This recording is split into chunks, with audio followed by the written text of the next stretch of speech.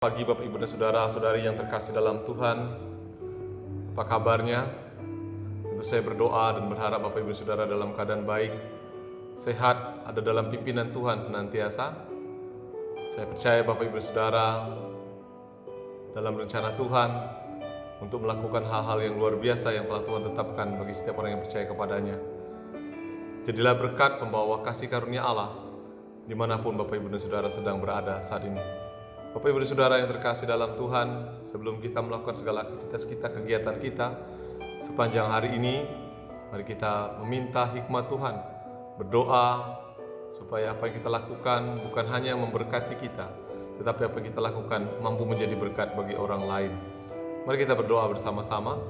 Bapa kami dalam surga, Tuhan Yesus Kristus, terima kasih untuk segala berkat, anugerah, pertolongan Tuhan yang Tuhan berikan kepada kami. Pagi ini kami ingin merenungkan kebenaran firman Allah. Engkau berbicara kepada kami ya Tuhan, menyampaikan pesan-Mu bagi kami semua. Urapilah hamba-Mu untuk menyampaikan isi hati-Mu, pakailah kami untuk mendengarkan kebenaran firman Tuhan, dan hati kami siap ditaburi oleh kebenaran firman-Mu. Terima kasih Tuhan Yesus, kami siap belajar firman Tuhan. Haleluya Bapa, amin. Bapak Ibu dan Saudara yang terkasih dalam Tuhan, pada kesempatan pagi hari ini kebenaran firman Tuhan terambil dari Wahyu pasal yang ke-12 ayat yang pertama sampai yang ke-18, 3 perikop langsung. Saya ingin mengajak kita belajar bersama-sama tentang satu cerita dalam Wahyu yang dituliskan oleh Yohanes. Dia berkata tentang perempuan dan naga. Naga dikalahkan, nyanyian kemenangan, naga memburu perempuan itu. Nah, banyak orang mencoba mengartikan arti hal ini. Saya sudah sampaikan bahwa Wahyu adalah satu kebenaran firman Tuhan, tulisan Yohanes ketika berada di Pulau Patmos, dan itu adalah sebuah penglihatan untuk hari depan maupun untuk situasi-situasi tertentu yang sedang terjadi. Dan hari ini kita belajar bagaimana Tuhan berbicara kepada Yohanes berkaitan tentang apa yang sedang terjadi.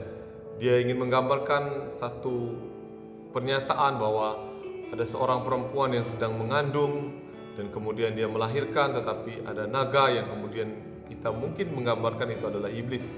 Banyak orang mengatakan Wahyu itu perempuan itu menggambarkan tentang Maria yang kemudian dia melahirkan seorang anak, dan kemudian anak itu bertakhta atas segala bangsa dan juga berada dalam kerajaan surga.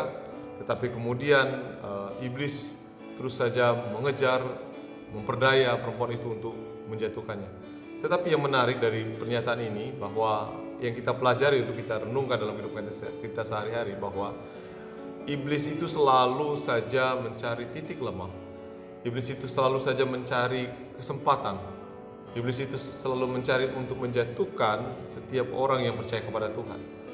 Dia selalu mencari kesempatan supaya manusia itu jauh daripada Allah. Dia selalu mencari kesempatan supaya manusia itu tidak bersama-sama dengan Tuhan. Dengan berbagai trik dan cara, dia tidak pernah berhenti untuk menjauhkan manusia daripada Allah. Sementara manusia di luar Allah, dia pasti hancur. Iblis adalah musuh Allah. Itu sebabnya Allah pasti akan menghancurkan orang-orang yang bersama-sama dengan iblis. Dan itu sebabnya jangan pernah bersama-sama dengan iblis, dengan tipu muslihatnya, dengan kesenangan-kesenangan sementara yang dia lakukan untuk manusia. Tetapi mari kita selalu bersama dengan Allah.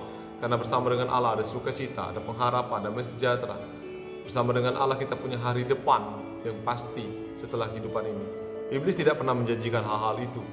Itu sebabnya saya berdoa dan berharap Bapak Ibu Saudara, kalau kita belajar dari bacaan ini, maka kita akan menemukan satu keyakinan bahwa kita terus akan bersama dengan Allah. Suatu saat nanti, mungkin seperti saat ini, iblis mungkin sepertinya menang, tapi ada saatnya nanti iblis akan hancur dulu dan tidak berdaya di hadapan Allah. Itu sebabnya mungkin sepertinya dia menang karena memperdaya manusia, tetapi suatu saat nanti pasti iblis akan hancur. Itu sebabnya mari kita terus bergantung, berharap, berserah kepada Tuhan dalam situasi dan keadaan apapun. Mari kita berdoa bersama-sama. Bapa kami dalam surga, Tuhan Yesus Kristus, terima kasih untuk kebenaran firman Tuhan.